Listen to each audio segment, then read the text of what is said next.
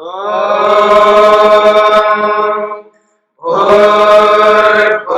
स्वः तत्सवितुर्वरेण्यं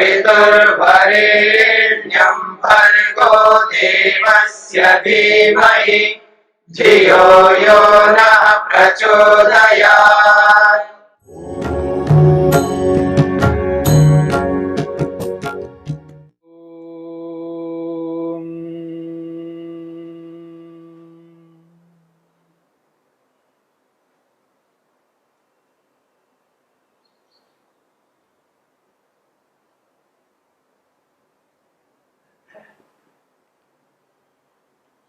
आज का मानव जैसे जैसे विभिन्न प्रकार की योग्यताओं को प्राप्त करता जा रहा है, वैसे वैसे इंद्रियों पर नियंत्रण खोता जा रहा है। एक ओर से विभिन्न प्रकार की क्षमताओं को अपने अंदर प्राप्त करता जा रहा है, दूसरी ओर जो इंद्रियां हैं व्यक्ति की, चाहे देखने में हो, सुनने में हो, बोलने में हो, इंद्रियों की जो स्थिति है, जैसे अपनी इंद्रियों को अपने वश में रखना है, वो अपने वश में न रखता हुआ एक प्रकार से इंद्रियों का दास बनता जा रहा है। जैसे जैसे बुद्धि की क्षमता को बढ़ाता जा रहा है, बौद्धिक क्षमता को बहुत व्यापक बनाता जा रहा है। इतनी क्षमता बढ़ गई है व्यक्ति की, बौद्धिक क्षमता, परंतु उस व्यक्ति के अंदर जो नियंत्रण होना चाहिए, जो सहन शक्ति होनी चाहिए, वो सहन शक्ति कम होती जा रही है। एक ओर से बौद्धिक क्षमता बढ़ती जा रही है, तो एक ओर से उसकी जो सहन शक्ति है वो कम होती जा रही है। योग्यताओं को तो बढ़ाता जा रहा है, लेकिन धैर्य नहीं है जीवन में। जैसा धैर्य होना चाहिए वो धैर्य जीवन में नहीं है। जो संतोष होना चाहिए, योग्यता को तो बहुत बढ़ा दिया, ज्ञान विज्ञान को बहुत प्राप्त कर लिया, लेकिन जीवन में संतोष नहीं है।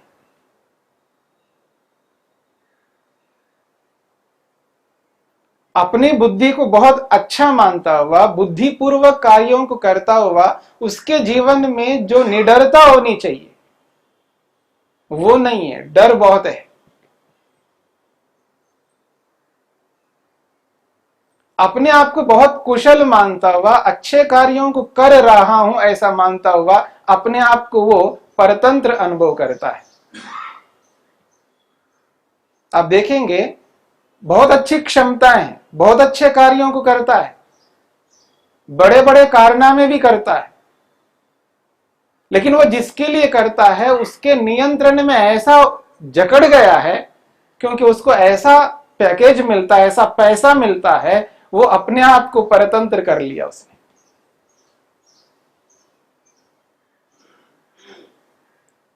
तो विभिन्न प्रकार की क्षमताओं को धारण करके भी व्यक्ति अपने आप को एक प्रकार से पंगु बना लिया।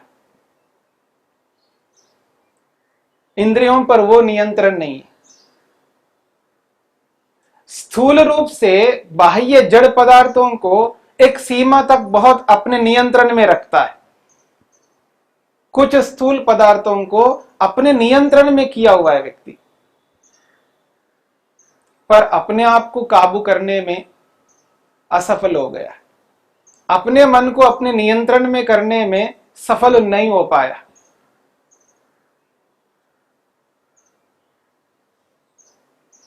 दुनिया में व्यक्ति बहुत बड़े बड़े कामों को करता है, पर अपनी वृत्तियों को रोके रखना, मन के विचारों को रोककर अपने मन को ईश्वर में लगाना बहुत कठिन हो गया है। जिसे एकाग्रता कहते हैं, जिस एकाग्रता से व्यक्ति को समाधि मिलती है, आत्म साक्षात्कार होता है, उस स्थिति को प्राप्त करने में असफल होता जा रहा है। भौतिक रूप से जितना सफल होता जा रहा है, आध्यात्मिक रूप से, आंतरिक रूप से अपने आप को सफल करने में असफल हो गया।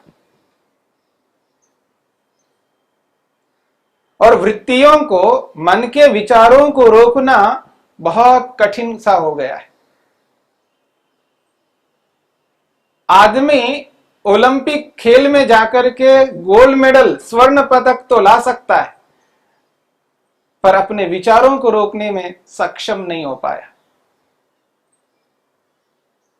ऐसे ऐसे कारनामे करता है व्यक्ति, चाहे वो धन के लिए, चाहे वो नाम के लिए, चाहे वो किसी के लिए भी, असंभव सा लगने वाले कामों को भी करने लगता है आज। चाहे उसका नाम हो जाए, चाहे उसको पैसा मिल जाए, अपनी सारी क्षमताओं को उसमें लगा करके उस काम को कर डालता है, पर इस विषय में, विचारों को रोकने के विषय में असफल होता जा रहा है। अपने मन को अपने काबू में रखने में असफल हो गया। छोटी छोटी चीजों में भी वो असफल होता हुआ दिखाई देता है। बहुत सारे मनुष्यों को अपने नियंत्रण में कर लेता है, बहुत सारे लोगों को कर लेता है, चेतन पदार्थ हैं वो, पर एक इंद्रिय को अपने नियंत्रण में करने में असफल है।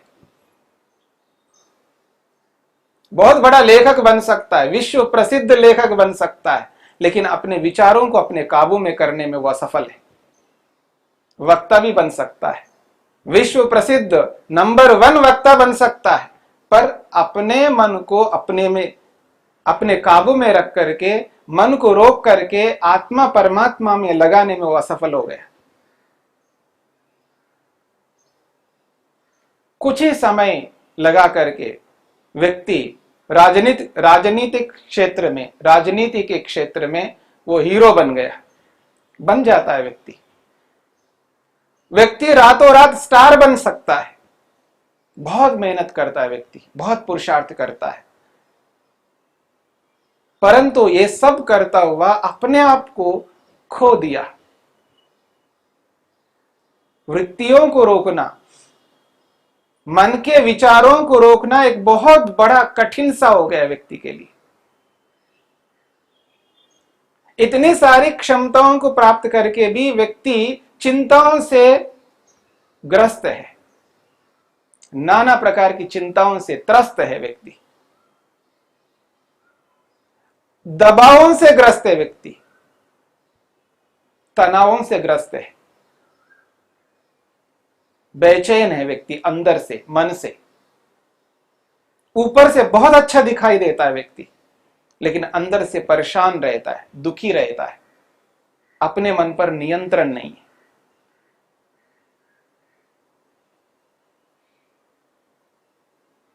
लाखों में नहीं, करोड़ों में नहीं, अरबों में कोई कोई एक व्यक्ति होता है, जो विरला जिसको आप कह सकते हैं, रेयर में कोई ऐसा व्यक्ति निकल कर आता है। जैसे आज के वैज्ञानिक किसी वस्तु को जानने के लिए बहुत मेहनत करके उसके एक एक अवयव को पहचानते हैं, ठीक इसी प्रकार से अरबों में से कोई व्यक्ति ऐसे निकल के आता है और अपने मन को पकड़ने लगता है। आखिर मन उत्पन्न हुआ है तो इसका मूल क्या है, इसका रॉ मेटीरियल क्या है।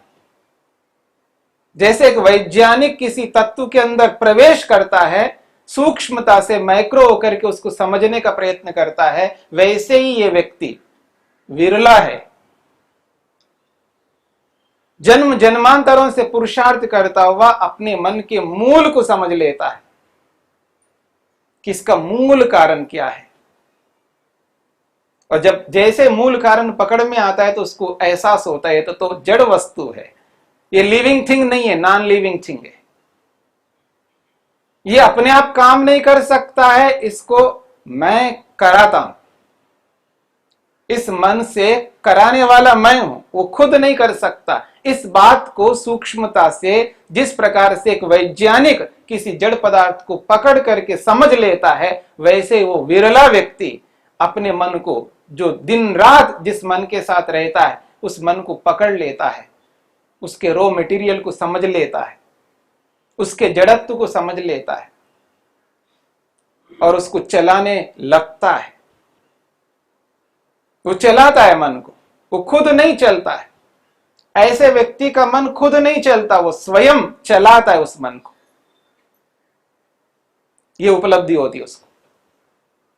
इतना ही नहीं, जब वस्तुएं बनती हैं तो बनने की जो प्रक्रियाएं होती है, कौन सी वस्तु किस रूप में बनती है, इस प्रक्रिया को भी जान करके मन की प्रक्रिया को भी समझता है कि मन किस तरह बना है।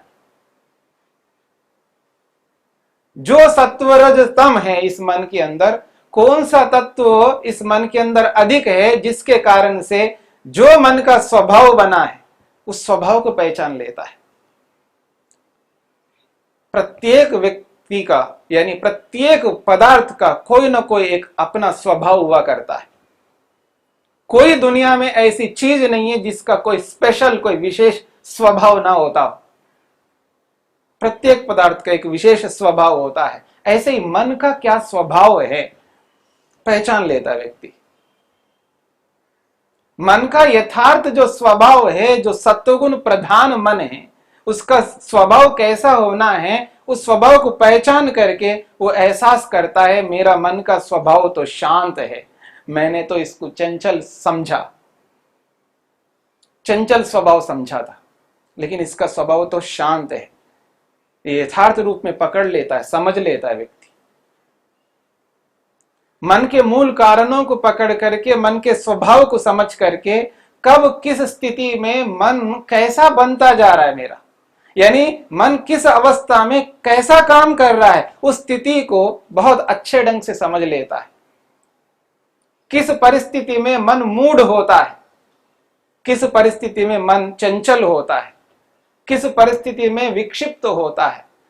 मन की अलग अलग अवस्थाओं को समझ करके किस अवस्था में रहने से मैं अपने प्रयोजन को पूरा कर सकता हूं, उस अवस्था को मन में ले आता है।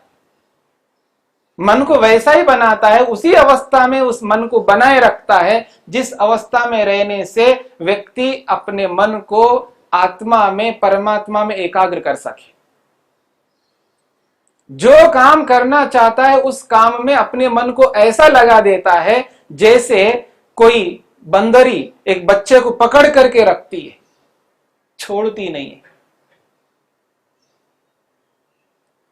ऐसा लगा देता है, उसको ऐसा संयुक्त कर देता है जिससे कोई विचार उत्पन्न ही ना हो। बिना इच्छा के, बिना प्रयत्न के, बिना ज्ञान के व्यक्ति कोई ऐसा विचार उत्पन्न ही नहीं कर सकता। इतना सामर्थ्य उस व्यक्ति को प्राप्त हो सकता है। मन की अवस्थाओं को समझ करके जो मन के विचार है, मन की जो वृत्तियां हैं, अलग अलग प्रकार की वृत्तियां, अनगिनत वृत्तियां, असंख्य प्रतीत होने वाली वृत्तियों को समझ करके उन सारी वृत्तियों को रोकना बहुत बड़ा कठिन है। लेकिन जैसे भौतिक चीजों में जिनको हम असंभव सा लगता है हमको उन कार्यों को करते हुए, लेकिन कोई कोई उस कार्य को संभव करके दिखाता है, ठीक इसी प्रकार से ये जो असंभव सा लगने वाले जो विचार है मन के अंदर निरंतर उत्पन्न होते रहते हैं, उन सारे विचारों को, उन सारी वृत्तियों को पकड़ करके रोक लेता है व्यक्ति। तब जाकर के व्यक्ति को वो स्थिति प्राप्त हो सकती है। पर ऐसा रोकने के पीछे कोई कारण तो अवश्य होना चाहिए। मतलब कौन सा ऐसा उपाय अपनाता है व्यक्ति जिससे व्यक्ति सारी वृत्तियों को रोक ले। क्योंकि वृत्तियां निरंतर चल रही है, व्यक्ति के मन के अंदर निरंतर विचार उत्पन्न होते जा रहे हैं। उन विचारों को रोकना है बहुत कठिन कार्य है, लेकिन उसको रोकने के लिए कोई ना कोई तो उपाय अवश्य है। काम कैसा है उस कार्य के अनुरूप कोई साधन होना चाहिए।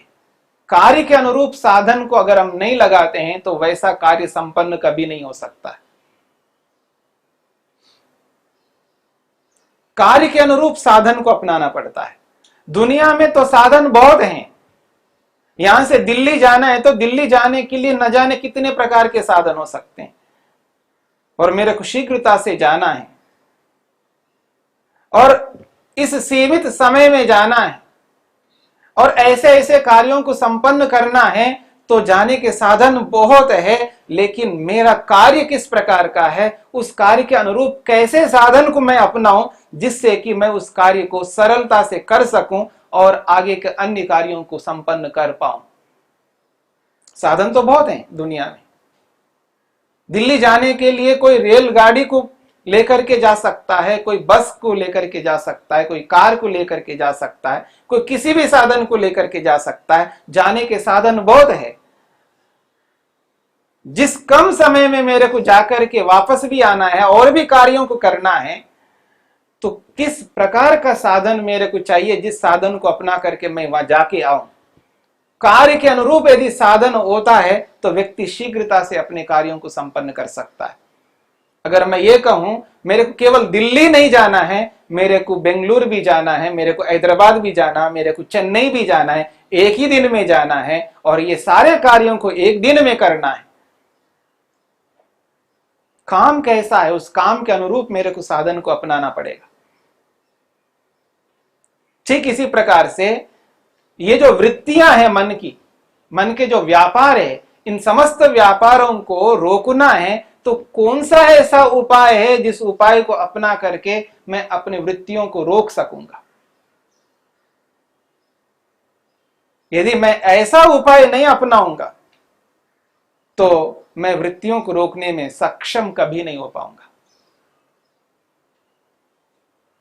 हम लोग उपायों को अपनाते हैं, अपने मन को रोकने के लिए प्रयास भी करते हैं, जिसके मन में जो चिंता पैदा हो जाती है।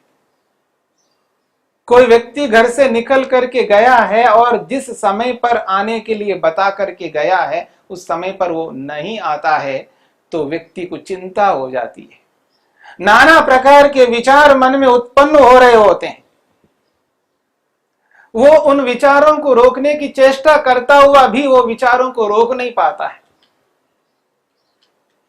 उसको बताया जाता है, बताने के बाद भी वो व्यक्ति उन विचारों को रोक नहीं पाता है और इस बात को समझ रहा भी होता है, हाँ ऐसा मेरे को नहीं सोचना चाहिए, ऐसे विचार नहीं करना चाहिए, ऐसी चिंता नहीं करनी चाहिए, चिंता करना उचित नहीं है, चिंता करना यथार्थ नहीं है, ये सब जानता हुआ भी वो चिंता करता हुआ रहता है। चिंता से मुक्त नहीं हो सकता व्यक्ति और उस चिंता को रोकने के लिए न जाने कितने उपायों को अपना रहा होता है, लेकिन वो उपाय नहीं अपनाता है जिस उपाय को अपनाने पर वो चिंता रुक सकती है, वो उपाय नहीं अपनाता है व्यक्ति। और एक बात, एक ओर से उपायों को अपनाता जा रहा है, दूसरी ओर से चिंता करना आवश्यक भी मान रहा है। व्यक्ति का ज्ञान देखिए किस प्रकार का ज्ञान है। एक ओर से व्यक्ति उपायों को अपना रहा है, चिंता को रोकने की चेष्टा करता है और दूसरी ओर से चिंता को आवश्यक भी मान रहा है। विरोधाभास है दोनों में, इसलिए व्यक्ति चिंता को रोक नहीं पाता है, इसलिए टेंशन में रहता है और वो टेंशन एक प्रकार से दबाव में बदल करके ऐसे डिप्रेस हो जाता है व्यक्ति और जीवन में व्यक्ति बहुत दुखी रहता है। इन समस्त दुखों से छूटना हो तो योग को अपनाना होगा, व्यक्ति को योगाभ्यास करना होगा। योग के बिना अपने मन को व्यक्ति अपने काबू में कभी नहीं रख सकता है, इसलिए वृत्तियों को रोकना आवश्यक है। वृत्तियों को रोकने पर ही योग के रूप में व्यक्ति कर सकता है।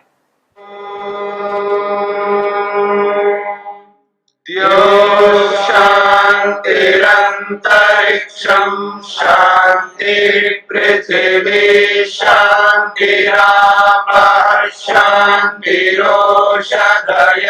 शांतिः वनस्पतयः शांतिर्विश्वे देवाः शांतिर्ब्रह्म शांति सर्वं शांति शांतिरेव शांति क्षमा शांतिरेधि। ओम शांति शांति शांति।